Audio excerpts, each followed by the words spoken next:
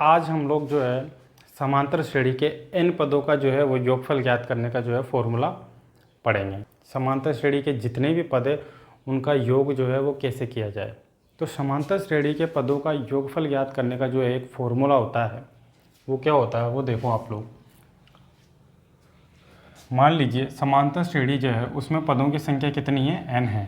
तो इसका एक फॉर्मूला होता है Sn। समांतर श्रेणी के n पदों का योगफल जो है वो Sn होता है बराबर n/2 into 2a plus n-1 into D. ये फॉर्मूला होता है, ठीक है भाई। और अगर आपको अंतिम पद दे रखा है, अगर आपको क्या दे रखा है, अंतिम पद दे रखा है और प्रथम पद पता है, तो एक डायरेक्ट फॉर्मूला होता है समांतर श्रेणी का फॉर्मूला। देखो Sn बराबर n/2 इंटू a प्लस का l। ये वाला फॉर्मूला आपको कब यूज करना है, जब आपको समांतर श्रेणी में प्रथम पद पता हो और अंतिम पद पता हो, तब तो आप डायरेक्ट ये यूज कर लोगे, वरना ये यूज करोगे। ये इसी से ही आता है। देखो कैसे, आपको पता है Sn बराबर n/2, इसको मैं क्या लिख सकता हूँ, 2a को a प्लस का a plus n-1 into D. अब ये जो होता है ये क्या होता है, अंतिम पद ही तो होता है Tn। इसको Tn बोल दो या फिर L बोल दो लास्ट पद। तो इसको क्या बोलेंगे, n/2 a प्लस का ये पूरा का पूरा क्या है, L ही तो है। तो इसीलिए जो है इस फॉर्मूले को जब यूज करना है ओनली जब आपको प्रथम पद पता हो और अंतिम पद पता हो। तो समांतर श्रेणी के n पदों का योगफल आप लोग निकाल सकते हो भाई। देखो आप लोग कुछ नोट मैं यहाँ बताऊँगा आपको। जैसे आपके पास में एक समांतर श्रेणी है, ये T1 है जिसका पहला पद, फिर T2 है, फिर T3 है, ऐसे करके आपके पास में एक समांतर श्रेणी है Tn तक। लास्ट पद क्या है, Tn है। तो अगर इन सभी पदों का योग निकालेंगे, कितने पद हैं, 1 से लेके n पद है, तो इनका योग कितना आ जाएगा, Sn आ जाएगा। तो यानी कि योग कर दो, ये लो प्लस, ठीक है भाई। अब आपको पता है 3 में से 1 कम क्या, 2, 2 में से 1 कम क्या, तो 1, यानी पहले वाले पद में 1 कम हो रहा है, तो इससे पहले वाला पद क्या हो जाएगा, 1 कम ही तो होगा इससे, तो Tn-1। ठीक है भाई। अब आपको पता है यहाँ ये पूरा जो है पहले पद से लेके n पद तक तो n पदों का योगफल है। अब आपको यहाँ से यहाँ तक 1 से लेके n-1 तक ये क्या है, n-1 पदों का योग है, ठीक है।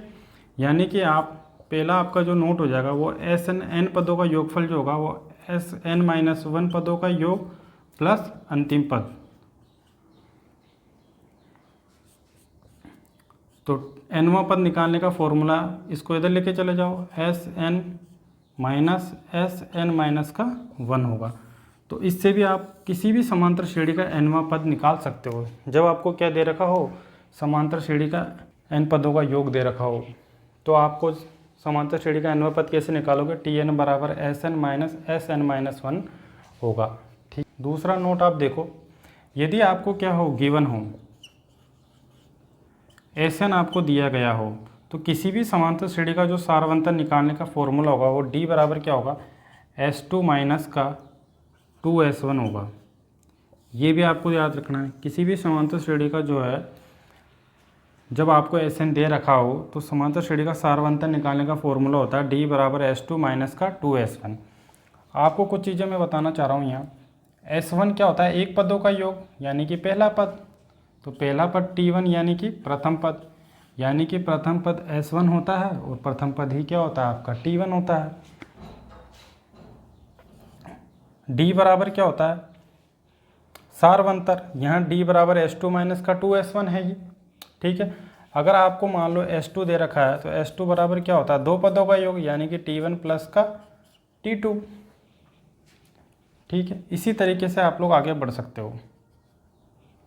तो आपको जब n पदों का योग दे रखा हो तो D बराबर S2 माइनस का 2S1 होता है, ये याद रखना है आपको।